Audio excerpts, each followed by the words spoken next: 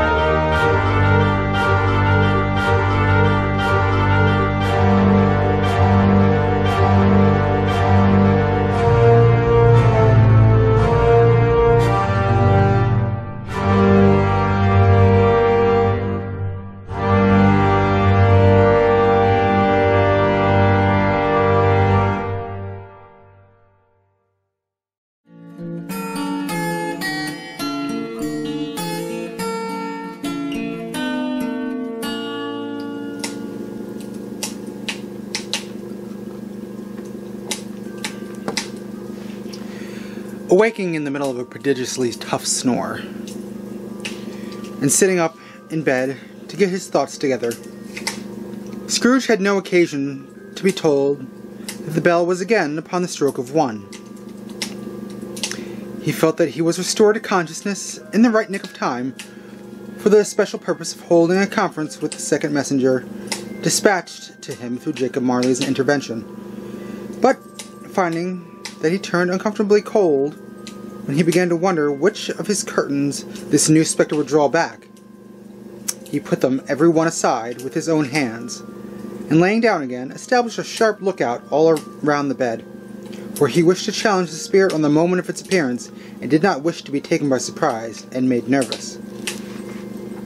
Gentlemen of the free and easy sort, who plume themselves on being acquainted with a move or two, and being usually equal to the time of day, express the wide range of their capacity for adventures by observing that they are good for anything from pitch and toss to manslaughter, between which opposite extremes, no doubt, there lies a tolerably wide and comprehensive range of subjects. Without venturing for Scrooge quite as heartily as this, I don't mind calling on you to believe that he was ready for a second broad field of strange appearances, and that nothing between a baby and a rhinoceros would have astonished him very much. Now, being prepared for almost anything, he was by no means prepared for nothing. And consequently, when the bell struck 1 and no ship appeared, he was taken with a violent fit of trembling. 5 minutes, 10 minutes, a quarter of an hour went by, yet nothing came. All this time he lay upon his bed, the very core and center of a blaze of ruddy light, which streamed upon it when the clock proclaimed the hour, and which, being only light, was more alarming than a dozen ghosts, as he was powerless to make out what it meant, or would be at, and was sometimes apprehensive that he might be at that very moment an interesting case of spontaneous combustion, but having the consolation of knowing it. At last, however, he began to think as you or I would have thought at first, for it is always the person not in the predicament who knows what ought to have been done in it, and would unquestionably have done it too. At last, I say, he began to think that the source and secret of this ghostly light might be in the adjoining room, from whence, on further tracing it, it seemed to shine. This idea taking full possession of his mind, he got up softly and shuffled in his slippers to the door. The moment Scrooge's hand was on the lock, a strange voice called him by his name and bade him to enter. He obeyed. It was his room, there was no doubt about it, but it had undergone a surprising transformation. The walls and the ceiling were so hung with living green that it looked a perfect grove, from every part of which bright, gleaming berries glistened. The crisp leaves of holly, mistletoe, and ivy reflected back the light as if so many little mirrors had been scattered there, and such a mighty blaze went roaring up the chimney as the dull petrification of a hearth had ever known in Scrooge's time, or Marley's, or for many and many a winter season gone. Heaped up on the floor to form a kind of throne were turkeys, geese, game, poultry, brawn, great joints of meat, suckling pigs, long wreaths of sausages, mince pies, plum puddings, barrels of oysters, red-hot chestnuts, cherry-cheeked apples, juicy oranges, luscious pears, immense twelfth cakes, and seething bowls of punch that made the chamber dim with their delicious steam. In easy state upon this couch there sat a jolly giant, glorious to see, who bore a glowing torch in shape not unlike Plenty's horn, and held it up high to shed light on Scrooge as he came peeping round the corner. "Come in!" exclaimed the ghost. "Come in and know me better, man." Scrooge entered timidly and hung his head before the spirit. He was not the dogged Scrooge he had been, and though the spirit's eyes were clear and kind, he did not like to meet them. "I am the ghost of Christmas present," said the spirit. "Look upon me." Scrooge reverently did so. He was clothed in one simple green robe or mantle, bordered with white fur. This garment hung so loosely on the figure that its capacious breast was bare, as if disdaining to be warded or concealed by any artifice. Its feet, observable beneath the ample folds of the garment, were also bare, and on its head it wore no other covering than a holly wreath, set here and there with shining icicles. Its dark brown curls were long and free as its genial face, its sparkling eye, its open hand, its cheery voice, its unconstrained demeanor, and its joyful air. Girded around its middle was an antique scabbard, but no sword was in it, and the ancient sheath was eaten up with rust. "You have never seen the like of me before," exclaimed the ghost. "Never," Scrooge made answer of it. "Have you never walked forth with the younger members of my family?" Meaning, for I am very young. "My elder brothers, born in these later years?" pursued the phantom. "I don't think I have," said Scrooge. "I am afraid I have not." "Have you many brothers, spirit?" "More than 1,800, said the ghost. "A tremendous family to provide for," muttered Scrooge. The ghost of Christmas present rose. "Spirit," said Scrooge submissively, "conduct me where you will. I went forth last night on compulsion and learned a lesson which is working now. Tonight, if you have aught to teach me, let me profit by it." "Touch my robe." Scrooge did as he was told and held it fast. Holly, mistletoe, red berries, ivy, turkeys, geese, game, poultry, brawn, meat, pigs, sausages, oysters, pies, puddings, fruit, and punch all vanished instantly. So did the room, the fire, the ruddy glow, the hour of night, and they stood in the city streets on Christmas morning, where, for the weather was severe, the people made a rough but brisk and not unpleasant kind of music, in scraping the snow from the pavement in front of their dwellings and from the top of their houses, whence it was mad delight to the boys to see it coming pluming down into the road below and splitting into artificial little snowstorms. The house fronts looked black enough, and the windows blacker, contrasting with the smooth white sheet of snow upon the roofs, and with the dirtier snow upon the ground, which last deposit had been ploughed up in deep furrows by the heavy wheels of carts and wagons, furrows that crossed and recrossed each other hundreds of times, where the great streets branched off and made intricate channels, hard to trace in the thick yellow mud and icy water. The sky was gloomy, and the shortest streets were choked up with a dingy mist, half thawed, half frozen, whose heavier particles descended in a shower of sooty atoms, as if all the chimneys in Great Britain had by one consent caught fire, and were blazing away to their dear hearts' content. There was nothing very cheerful in the climate or the town, and yet there was an air of cheerfulness abroad that the clearest summer air and brightest summer sun might have endeavored to diffuse in vain. For the people who were shoveling away on the housetops were jovial and full of glee, calling out to one another from their parapets, and now and then exchanging a facetious snowball. Better-natured missile far than any wordy jest, laughing heartily if it went right, and not less heartily if it went wrong. The poulterers' shops were still half open, and the fruiterers were radiant in their glory. There were great round pot-bellied baskets of chestnuts, shaped like the waistcoats of jolly old gentlemen, lolling at the doors and tumbling out into the streets in their apoplectic opulence. There were ruddy, brown-faced, broad-girthed Spanish onions, shining in the fatness of their growth like Spanish friars, and winking from their shelves in wanton slyness at the girls as they went by, and glanced demurely at the hung-up mistletoe. There were pears and apples, clustered in high, blooming pyramids. There were bunches of grapes made in the shopkeeper's benevolence to dangle from conspicuous hooks, that people's mouths might water gratis as they passed. There were piles of filberts, mossy and brown, recalling in their fragrance ancient walks among the woods, and pleasant shufflings ankle-deep through withered leaves. There were Norfolk biffins, squat and swarthy, setting off the yellow of the oranges and lemons, and in the great compactness of their juicy persons, urgently entreating and beseeching to be carried home in paper bags, and eaten after dinner. The very gold and silver fish set forth among these choice fruits in a bowl, though members of a dull and stagnant bloody race, appeared to know that there was something going on, and to a fish went gasping round and round their little world in slow and passionless excitement. The grocers, oh, the grocers, nearly closed, with perhaps 2 shutters down, or 1, but through these gaps such glimpses.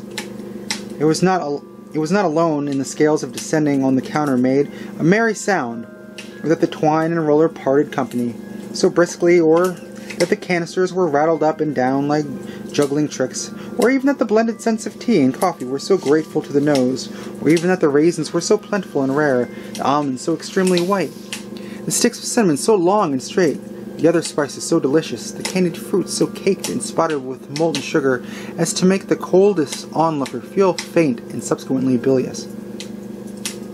Nor was it that the figs were moist and pulpy, or that the French plums blushed in modest tartness from their high decorated boxes, or that everything was good to eat and in its Christmas dress.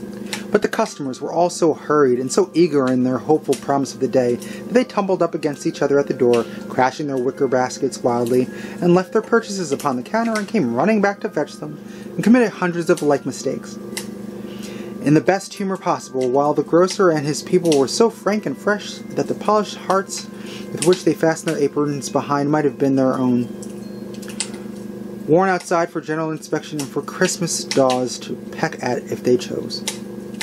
But soon the steeples called good people all to church and chapel, and away they came, flocking through the streets in their best clothes and with their gayest faces, and at the same time they emerged from scores of by-streets, lanes, and nameless turnings, innumerable people, carrying their dinners to the baker shops. The sight of these poor revelers appeared to interest the spirit very much, where he stood with Scrooge beside him in the baker's doorway, and taking off the covers as their bearers passed, sprinkled incense on their dinners from his torch. And it was a very uncommon kind of torch, for once or twice, when there were angry words between some dinner carriers who had jostled each other, he shed a few drops of water on them from it, and their good humor was restored directly. For they said, it was a shame to quarrel upon Christmas Day. And so it was. God love it, so it was. In time the bells ceased, and the bakers were shut up. And yet there was a genial shadowing forth of all these dinners, and the progress of their cooking, and the thaw blotch of wet above each baker's oven, where the pavement smoked as if its stones were cooking too. Is there a particular flavor in what you sprinkle from your torch? Asked Scrooge. There is. My own. Would it apply to any kind of dinner on this day? Asked Scrooge. To any kindly given. To a poor one most. Why to a poor one most? Asked Scrooge. Because it needs it most. Spirit, said Scrooge after a moment's thought. I wonder you, of all the beings in the many worlds about us, should desire to cramp these people's opportunities of innocent enjoyment. I? Cried the spirit. You would deprive them of their means of dining every 7th day, often the only way on which they can be said to dine at all, said Scrooge, wouldn't you? I? cried the spirit. "You seek to close these places on the 7th day," said Scrooge, "and it comes to the same thing." "I seek," exclaimed the spirit. "Forgive me if I am wrong. It has been done in your name, or at least in that of your family," said Scrooge. "There are some upon this earth of yours," returned the spirit, "who lay claim to know us, and who do their deeds of passion, pride, ill will, hatred, envy, bigotry, and selfishness in our name, who are strange to us and all our kith and kin as if they had never lived. Remember that, and charge their doings on themselves, not on us." Scrooge promised that he would, and they went on, invisible as they had been before, into the suburbs of the town. It was a remarkable quality of the ghost which Scrooge had observed at the baker's, that notwithstanding his gigantic size, he could accommodate himself to any place with ease, and that he stood beneath a low roof quite as gracefully as like a supernatural creature as it was possible he could have done in a lofty hall. And perhaps it was the pleasure the good spirit had in showing off this power of his, or else it was his own kind, generous, hearty nature, and his sympathy with all poor men that led him straight to Scrooge's clerk, for there he went and took Scrooge with him, holding on to his robe, and on the threshold of the door the spirit smiled and stopped to bless Bob Cratchit's dwelling with the sprinkling of his torch. Think of that. Bob had but 15 bob a week himself. He pocketed on Saturdays but 15 copies of his Christian name, and yet the ghost of Christmas present blessed his 4-roomed house. Then up rose Mrs. Cratchit, Cratchit's wife, dressed out but poorly in a twice-turned gown, but brave in ribbons, which are cheap, and made a goodly show for 6pence. And she laid the cloth, assisted by Belinda Cratchit, second of their daughters, also brave with ribbons, while Master Peter Cratchit plunged a fork into the saucepan of potatoes, and getting the corners of his monstrous shirt-collar, Bob's private property, conferred upon his son, and heir in honor of the day, into his mouth, rejoiced to find himself so gallantly attired, and yearned to show his linen in the fashionable parks. And now 2 smaller Cratchits, boy and girl, came tearing in, screaming that outside the baker's they had smelt the goose, and known it for their own, and basking in luxurious thoughts of sage and onions. These young Cratchits danced about the table, and exalted Master Peter Cratchit to the skies, while he, not proud, although his collars nearly choked him, blew the fire, until the slow potatoes, bubbling up, knocked loudly at the saucepan lid, to be let out and peeled. "What has ever gotten your precious father, then?" said Mrs. Cratchit. "And your brother, Tiny Tim, and Martha weren't as late last Christmas by half an hour." "Here's Martha, mother," said the girl, appearing as she spoke. "Here's Martha, mother," cried the 2 young Cratchits. "Hurrah!" "Such a goose, Martha." "Why, bless your heart alive, my dear, how late you are," said Mrs. Cratchit, kissing her a dozen times and taking off her shawl and bonnet for her with a vicious zeal. We'd a deal of work to finish up last night," replied the girl, "and had to clear away this morning, mother." "Well, never mind, so long as you are come," said Mrs. Cratchit. "Sit ye down before the fire, my dear, and have a warm, Lord bless ye." "No, no, there's father coming," cried the 2 young Cratchits, who were everywhere at once. "Hide, Martha, hide!" So Martha hid herself, and in came Bob, the father, with at least 3 feet of comforter, exclusive of the fringe, hanging down before him, and his threadbare clothes darned up and brushed to look seasonable, and Tiny Tim upon his shoulder. Alas for Tiny Tim, he bore a little crutch, and had his limbs supported by an iron frame. "Why, where's our Martha?" cried Bob Cratchit, looking around. "Not coming," said Mrs. Cratchit. "Not coming?" said Bob, with a sudden declination of his high spirits, for he had been Tim's blood horse all the way from church, and had come home rampant. "Not coming upon Christmas Day?" Martha didn't like to see him disappointed, if it were only in joke, so she came out prematurely from behind the closet door and ran into his arms, while the 2 young Cratchits hustled Tiny Tim and bore him off into the wash-house, that he might hear the pudding singing in the copper. "And how did little Tim behave?" asked Mrs. Cratchit, when she had rallied Bob of his credulity, and Bob had hugged his daughter to his heart's content. "As good as gold," said Bob, "and better. Somehow he gets thoughtful sitting by himself so much, and thinks the strangest things you ever heard. He told me, coming home, that he hoped the people saw him in the church, because he was a cripple. and it might be pleasant for them to remember upon Christmas Day who made lame beggars walk and blind men see. Bob's voice was tremulous when he told them this, and trembled more when he said that Tiny Tim was growing strong and hearty. His active little crutch was heard upon the floor, and back came Tiny Tim before another word was spoken, escorted by his brother and sister to the stool before the fire, while Bob, turning up his cuffs, as if, poor fellow, they were capable of being made more shabby, compounded some hot mixture in a jug with gin and lemons and stirred it round and round, and put it on the hob to simmer. Master Peter and the two ubiquitous young Cratchits went to fetch the goose, with which they soon returned in high procession.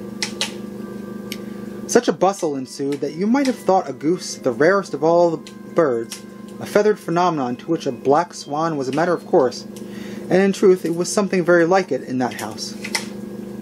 Mrs. Cratchit made the gravy ready beforehand in a little saucepan, hissing hot. Master Peter mashed the potatoes with incredible vigor. Miss Belinda sweetened up the applesauce. Martha dusted the hot plates. Bob took Tiny Tim beside him in a tiny corner at the table, and the two young Cratchits set chairs for everybody, not forgetting themselves in mounting guard upon their posts, crammed spoons into their mouths, lest they should shriek for goose before their turn came to be helped. At last the dishes were set on, and grace was said. It was succeeded by a breathless pause, as Mrs. Cratchit, looking slowly all along the carving knife, prepared to plunge it in the breast. But she did.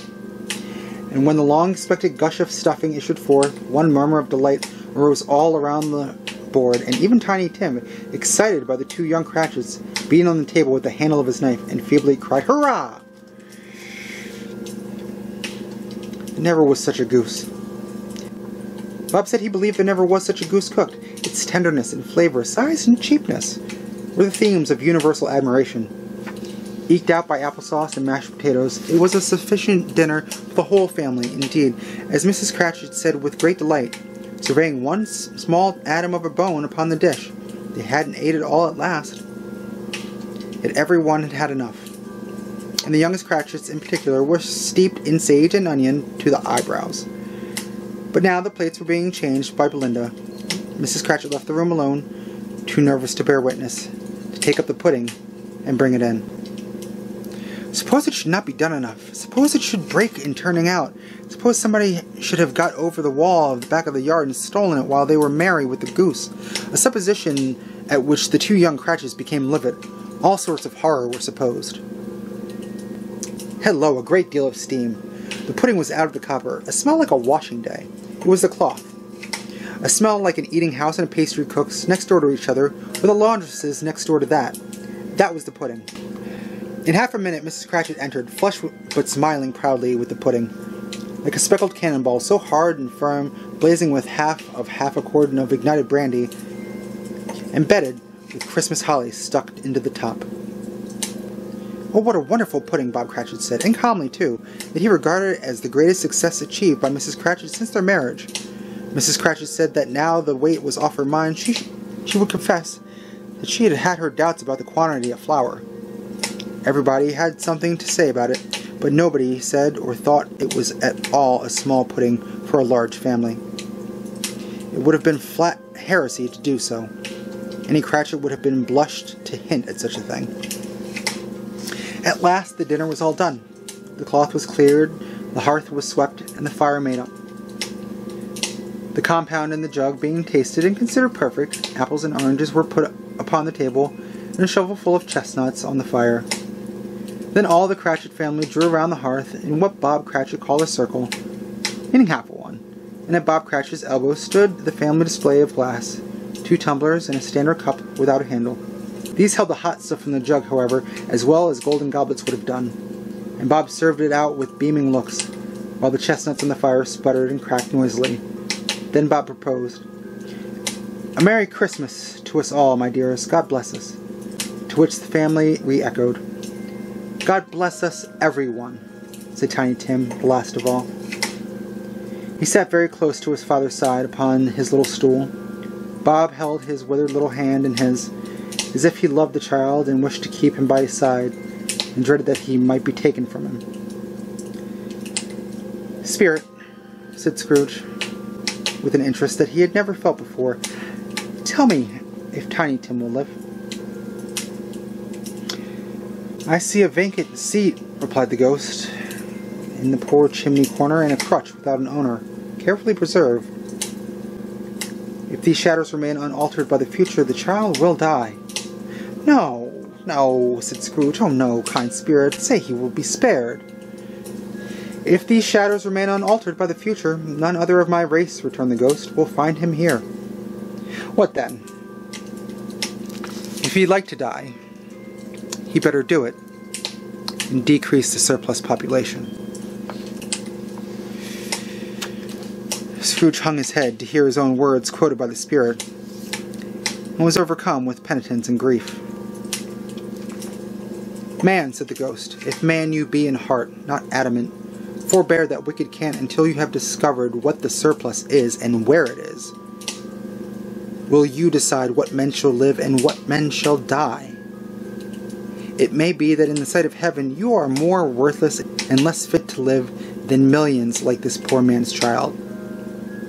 O God, to hear the insect on the leaf pronouncing on the too much life among his hungry brothers in the dust. Scrooge bent before the ghost's rebuke, and trembling cast his eyes upon the ground. But he raised them speedily on hearing his own name. Mr. Scrooge, cried Bob. I'll give you Mr. Scrooge, the founder of the feast. The founder of the feast indeed, cried Mrs. Cratchit, reddening. I wish I had him here. I'd give him a piece of my mind to feast upon, and I'd hope that he'd have a good appetite for it. My dear, said Bob, the children, Christmas Day. It should be Christmas Day, I am sure, said he, on which one drinks to the health of such an odious, stingy, hard, unfeeling man as Mr. Scrooge. You know he is, Robert. Nobody knows it better than you do, poor fellow.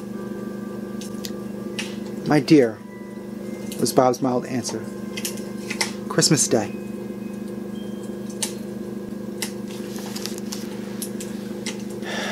I'll drink to his health, for your sake, and the day's, said Mrs. Cratchit, but not for his.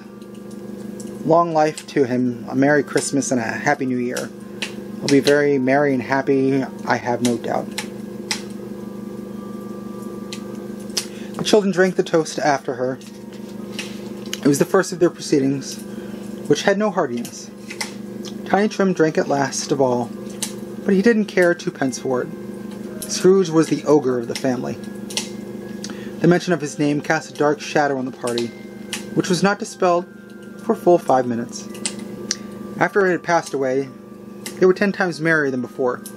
The mere relief of Scrooge, the baleful being done, Bob Cratchit told them how he had a situation in his eye for Master Peter, which would bring in, if obtained, full 5 and 6 weekly.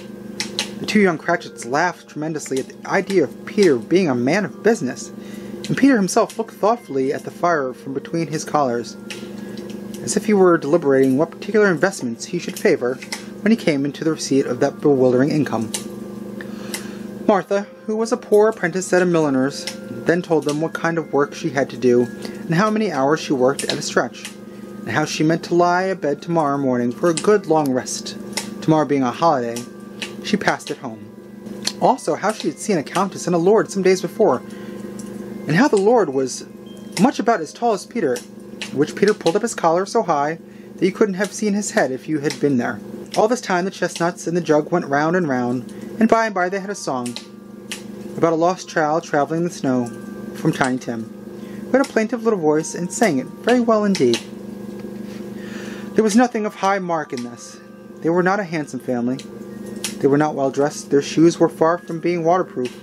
Their clothes were scanty, and Peter might have known, and very well did, the inside of a pawnbroker's.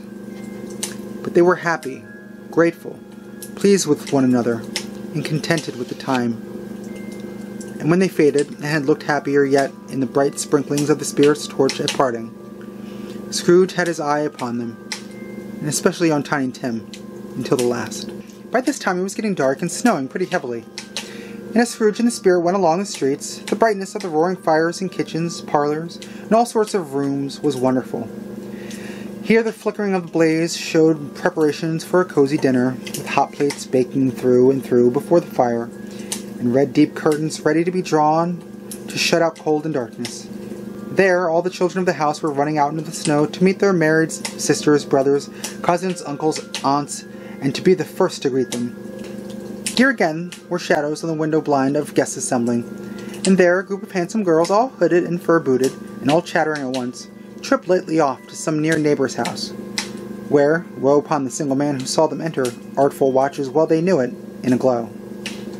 But if you had judged from the numbers of people on their way to friendly gatherings, you might have thought that no one was at home to give them welcome when they got there, instead of every house expecting company, and piling up its fires half-chimney high.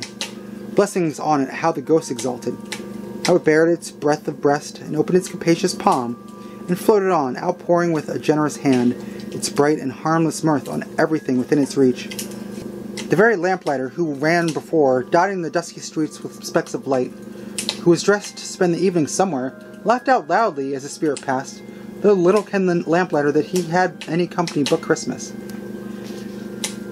And now, without a word of warning from the ghost, they stood upon a bleak and desert moor where monstrous masses of rude stone were cast about, as though it were the burial place of giants. And water spread itself wherever it listed, or would have done so but for the frost that held it prisoner. And nothing grew but moss and furze and coarse rank grass. Down in the west, the setting sun had left a streak of fiery red, which glared upon the desolation for an instant, like a sullen eye, and frowning lower, lower, lower yet, was lost in the thick gloom of darkest night. "What place is this?" asked Scrooge. "A place where miners live, who labor in the bowels of the earth," returned the spirit. "But they know me, see." A light shone from the window of a hut, and swiftly they advanced towards it. Passing through the wall of mud and stone, they found a cheerful company assembled around a glowing fire. Old man and woman, with their children and their children's children, and another generation beyond that, all decked out gaily in their holiday attire. The old man, in a voice that seldom rose above the howling of the wind upon the barren waste, was singing them a Christmas song. It had been a very old song when he was a boy. From time to time they all joined in the chorus.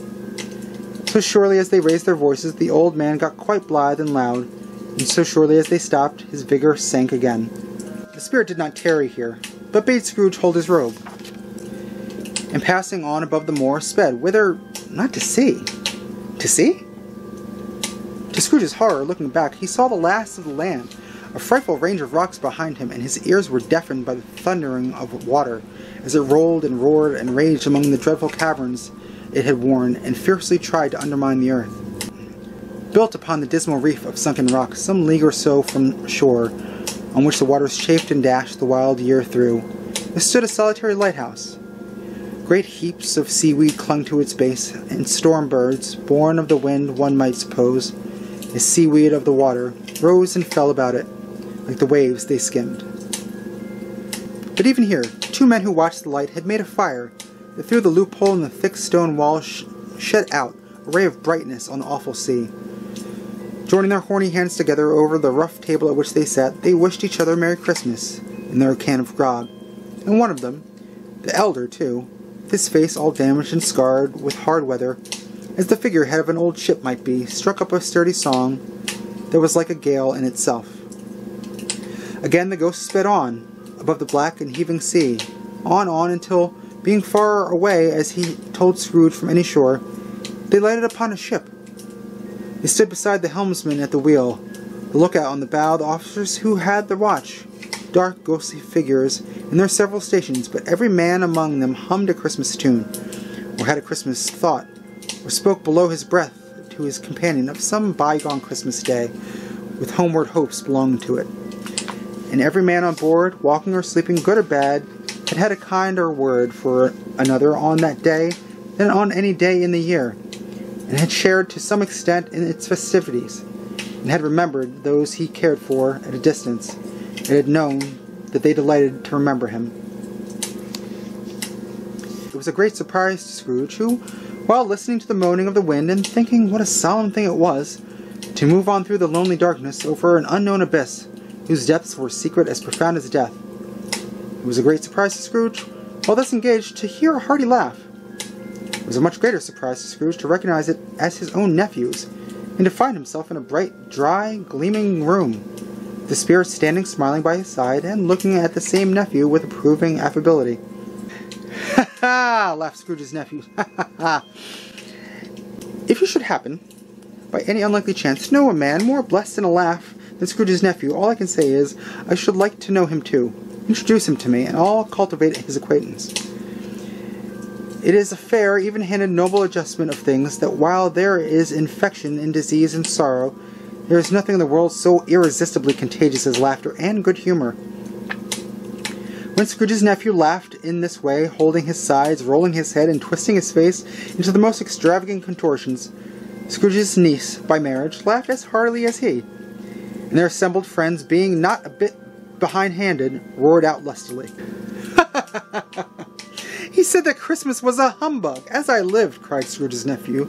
"He believed it, too." "More shame for him, Fred," said Scrooge's niece indignantly. "Bless those women. They never do anything by halves. They are always in earnest."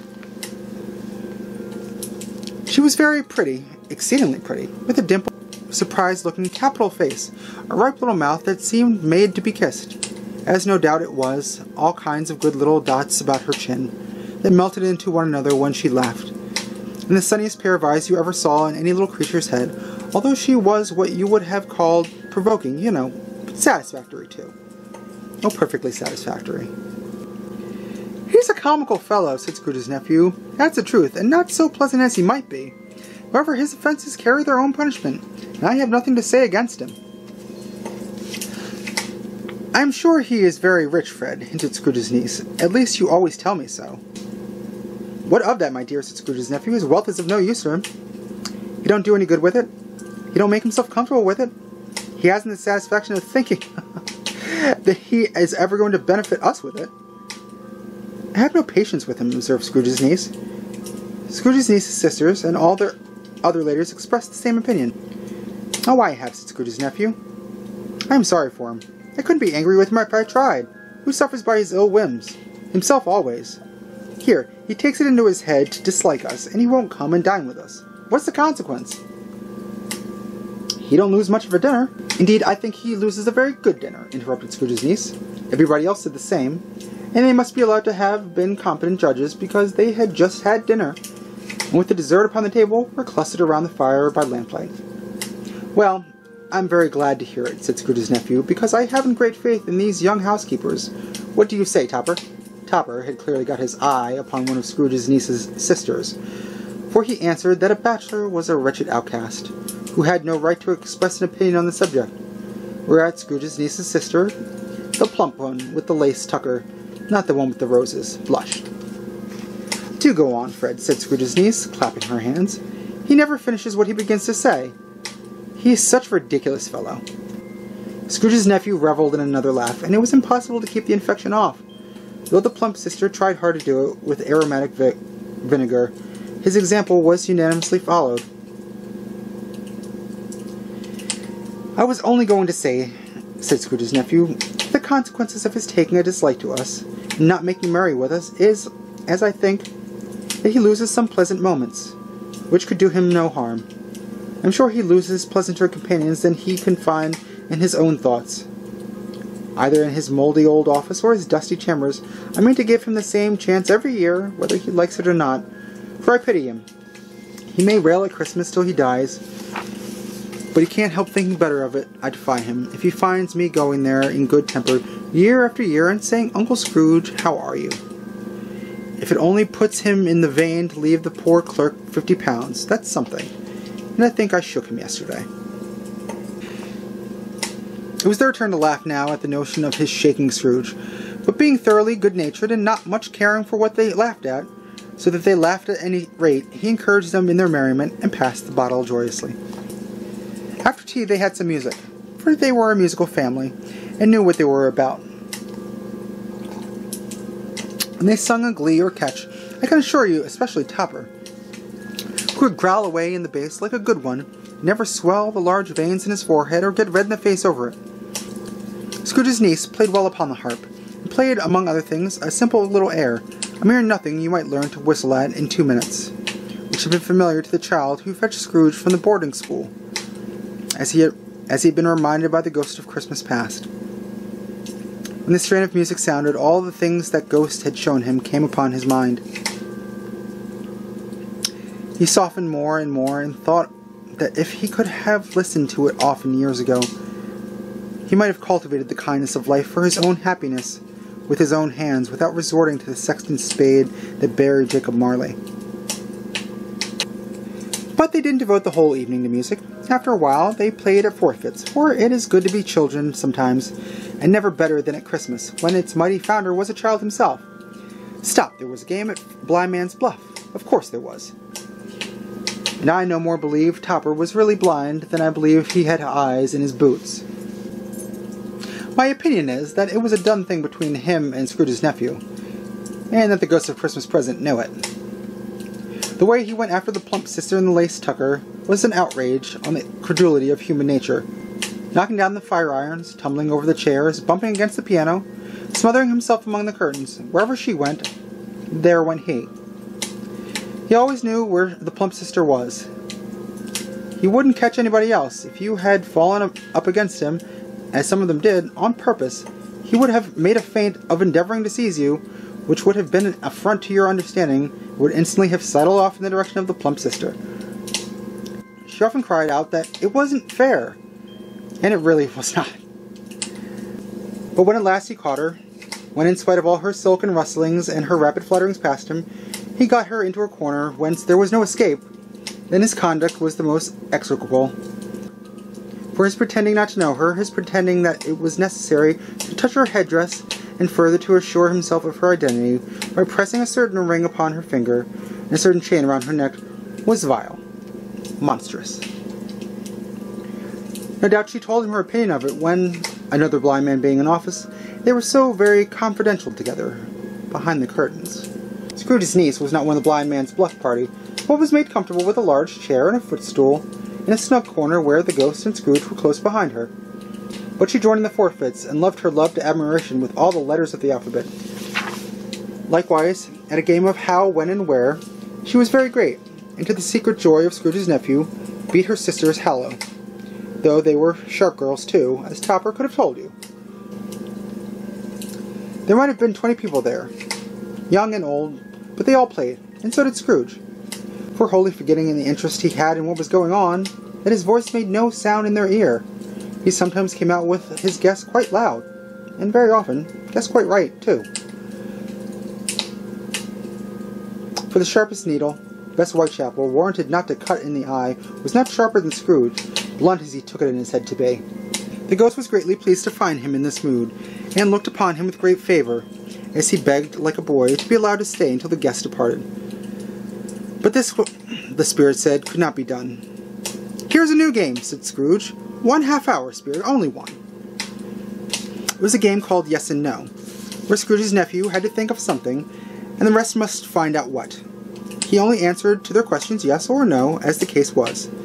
The brisk fire of questioning to which he was exposed elicited from him that he was thinking of an animal, a live animal, rather a disagreeable animal, a savage animal, an animal that growled and grunted sometimes, and talked sometimes, and lived in London, and walked about the streets, and wasn't made a show of, and wasn't led by anybody, and didn't live in a menagerie, and was never killed in a market, and was not a horse, or an ass, or a cow, or a bull, or a tiger, or a dog, or a pig, or a cat, or a bear.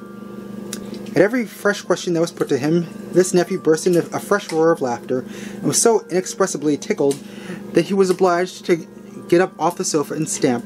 At last the plump sister, falling into a similar state, cried out, "I have found it! I know what it is, Fred! I know what it is!" "What is it?" cried Fred. "It's your Uncle Scrooge!" Which it certainly was.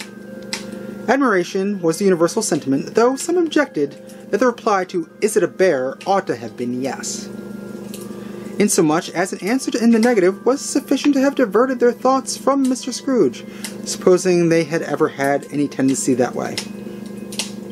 "He has given us plenty of merriment, I am sure," said Fred, "and it would be ungrateful not to drink his health. Here's a glass of mulled wine, ready to our hand at the moment, and I say, Uncle Scrooge." "Well, Uncle Scrooge," they cried. "A Merry Christmas and a Happy New Year to the old man, wherever he is," said Scrooge's nephew. wouldn't take it from me, but may he have it nevertheless, Uncle Scrooge." Uncle Scrooge had imperceptibly become so gay and light of heart that he would have pledged the unconscious company in return, and thanked them in an inaudible speech, if the ghost had given him time. But the whole scene passed off in the breath of the last words spoken by his nephew, and he and the spirit were again upon their travels. Much they saw, and far they went, and many homes they visited, but always with a happy end. The spirit stood beside sick beds, and they were cheerful. In foreign lands, and they were close at home. By struggling men, and they were patient in their greater hope. By poverty, and it was rich. An almshouse, hospital, a jail. In misery's every refuge, where vain man in his little brief authority had not made fast the door and barred the spirit out, he left his blessings, and taught Scrooge his precepts. It was a long night, for only a night, but Scrooge had no doubt of this, because the Christmas holidays appeared to be condensed into the space of time they passed together. It was strange, too, that while Scrooge remained unaltered in his outward form, the ghost grew older, clearly older. Scrooge had observed this change, but never spoke of it, until they left the children's 12th night party. When looking at the spirit as they stood together in an open space, he noticed that its hair was gray. "Spirits' lives so short?" asked Scrooge. "My life upon this globe is very brief," replied the ghost. "It ends tonight."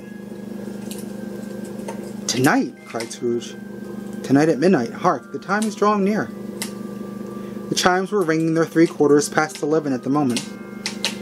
"Forgive me if I am not justified in what I ask," said Scrooge, looking intently upon the spirit's robe, "but I see something strange, and not belonging to yourself, protruding from your skirts. Is that a foot or a claw?" "It might be a claw for all the flesh there is upon it," was the spirit's sorrowful reply. "Look here." From the foldings of its robe it brought 2 children, wretched, abject, frightful, hideous, miserable. They knelt down at its feet and clung upon the outsides of its garments. "Oh man, look here." Look down here," exclaimed the ghost. They were a boy and a girl, yellow, meager, ragged, scowling, wolfish, but prostrate, too, in their humility. Where graceful youth should have filled their features out and touched them with its freshest tints, a stale and shriveled hands, like that of age, had pinched and twisted them, and pulled them into shreds. Where angels might have sat enthroned, devils lurked and glared out menacing. No change, no degradation, no perversion of humanity in any grade, though all the miseries of wonderful creation had monsters half so horrible and dread. Scrooge started back appalled, having them shown to him in this way. He tried to say they were fine children, but the words choked themselves, rather than be parties to a lie of such enormous magnitude. "Spirit, are they yours?" Scrooge could say no more. "They are man's," said the spirit, looking down upon them, "and they cling to me, appealing from their fathers. This boy is ignorance, and the girl is want. Beware them both, in all of their degree. But most of all, beware this boy, for on his brow I see that written which is doom, unless the writing be erased." "Deny it," cried the spirit, stretching out his hands towards the city. "Slander those who tell it ye. Admit it for your factious purposes, and make it worse, and bide the end." "Have they no refuge or resource?" cried Scrooge. "Are there no prisons?" said the spirit, turning on him for the last time with his own words. "Are there no workhouses?" The bell struck 12. Scrooge looked about him for the ghost, and saw it not. As the last stroke ceased to vibrate, he remembered the prediction of old Jacob Marley, and lifting up his eyes, beheld a solemn phantom, draped and hooded, coming like a mist along the ground towards him.